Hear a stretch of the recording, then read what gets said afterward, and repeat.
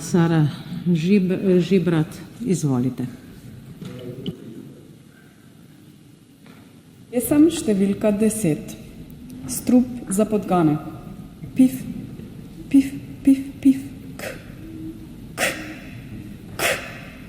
k, k. Podgana umira na podstrešju. Strihnin.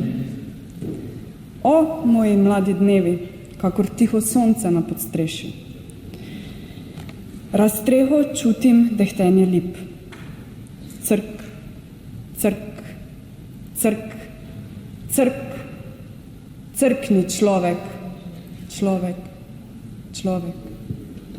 Ob 8. uri je predavanje o človečanskih idealih. Listi prinašajo slike bolgarskih obešencev. Ljudje čitajo in se boje Boga. Bog pa je na razpoloženju.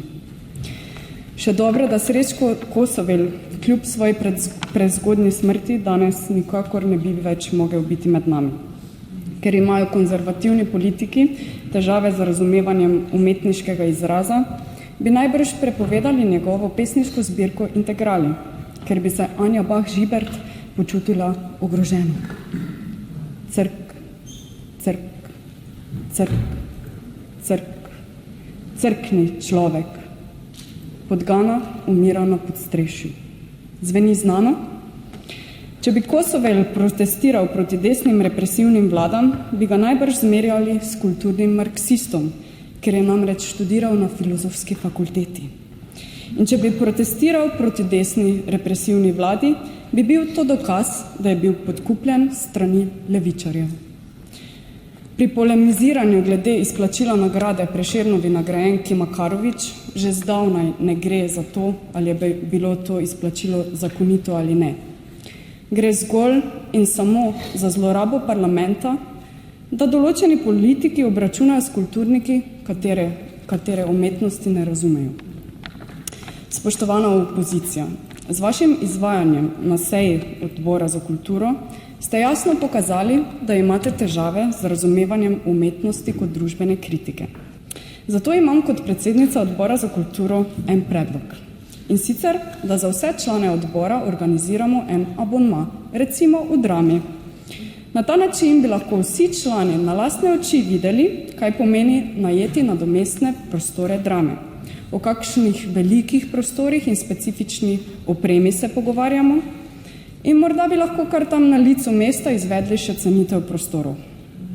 Po ogledu vsake predstave bi seveda organizirali tudi pogovor o videnem, da se počasi naučimo interpretirati umetnost, razbrati simboliko besed in razbrati tudi obravnavane družbene teme.